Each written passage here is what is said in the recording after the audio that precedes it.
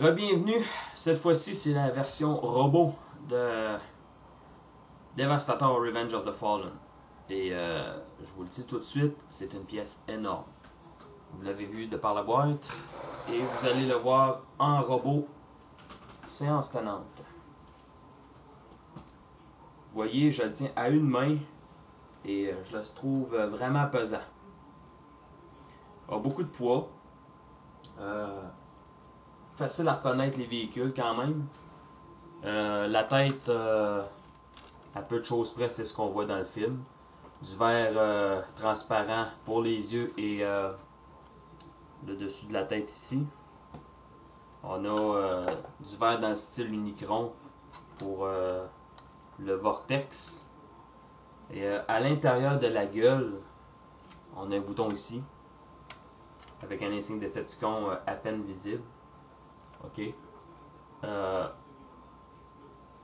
Vous voyez la gueule, comment elle s'ouvre. On a les sons suivants.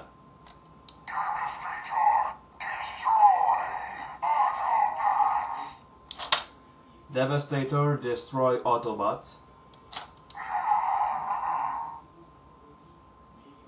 Un rire de malade.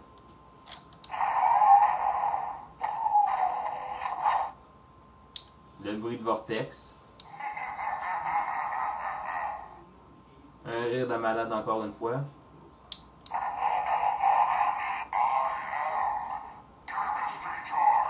I am Devastator.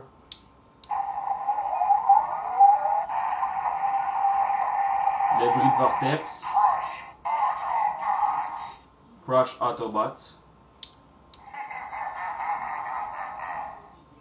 Le rire de malade encore. I am Decepticon.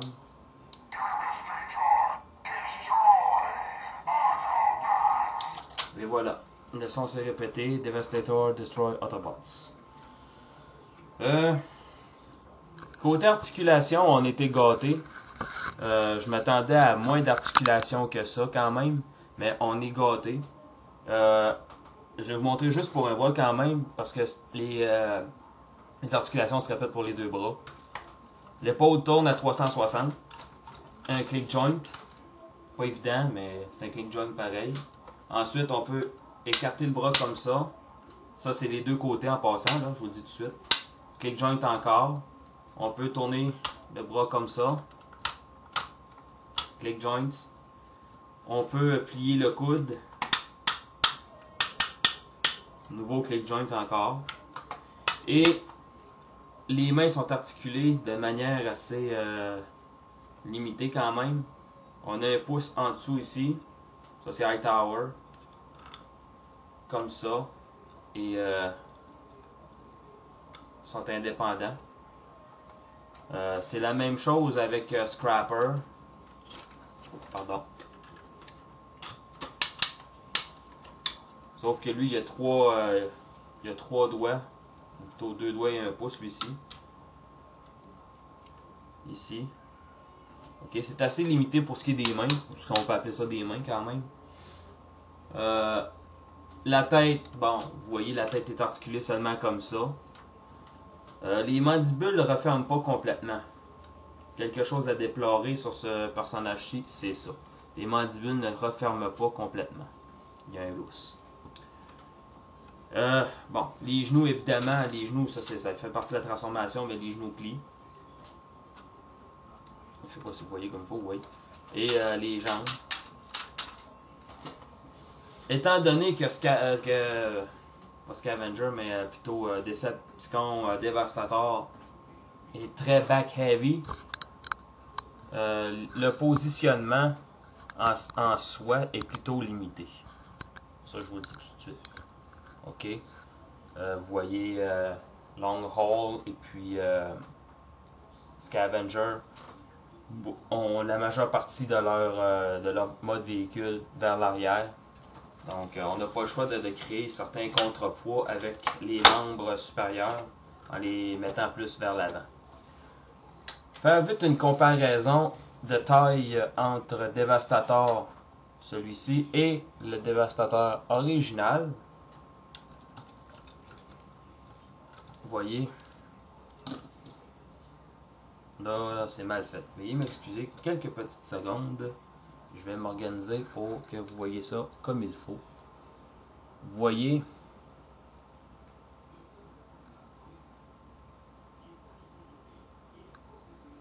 beaucoup plus gros que son homonyme G1. Je vais vous revenir dans quelques secondes. Je serai positionner la caméra comme il faut. Et sa petite fil est dur à positionner comme il faut. Bon. Est-ce que c'est un jouet pour tout le monde? J'hésiterais à le donner à un enfant de 5 ans quand même.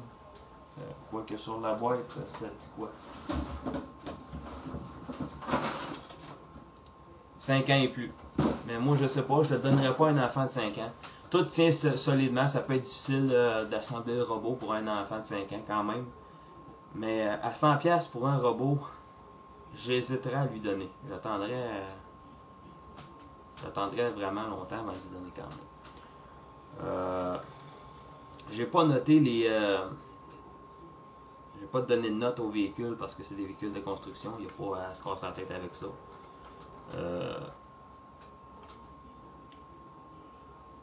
Pour le mode robot,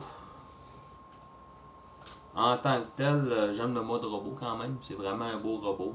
Quelque chose d'énorme, quelque chose de pesant. Est-ce que ça tire un 10? Je dirais que non, à cause des mandibules qui sont lâches.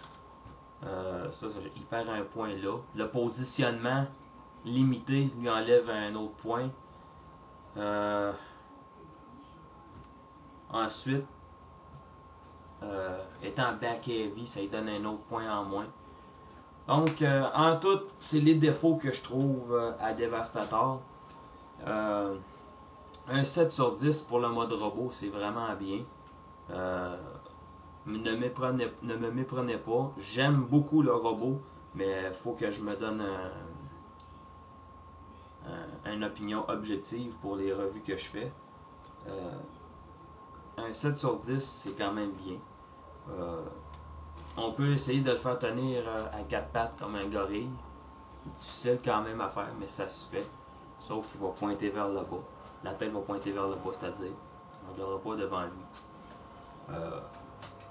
Vraiment, quelque chose de bien réussi. C'était tout un défi à faire pour les concepteurs du film Revenge of the Fallen, faire un fusionneur comme ça.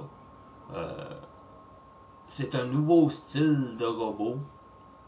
J'aimerais ça en voir un sur le bord des autobots. J'aurais bien aimé voir Devastator affronter Défenseur ou Superion, ou même Computron. Ça aurait été plaisant, mais bon, on l'a pas vu. Peut-être qu'on va voir quelque chose de similaire dans le troisième film. Mais pour ce robot-ci, est-ce que je vous le conseille? Seulement si vous êtes un fan hardcore. Seulement si vous aimez les gros robots, si ça vous dérange pas de payer 100$ pour ce robot-ci. Je vais vous dire bien franchement, on pourrait faire fitter facilement mode flap dans la gueule de Devastator en forçant un peu parce que ouais, ça serait serré un peu, mais pourrait vraiment fitter dans la gueule. Recréer une scène du film quand même. Bon, est-ce que j'ai d'autres choses à dire par rapport à Devastator? Oui. Si vous êtes un fan hardcore, achetez-le. Très pesant. Je le conseille pas aux enfants de 5 ans. Si vous êtes parent d'un enfant de 8, 9, 10 ans, ok. Mais pour un enfant de 5 ans,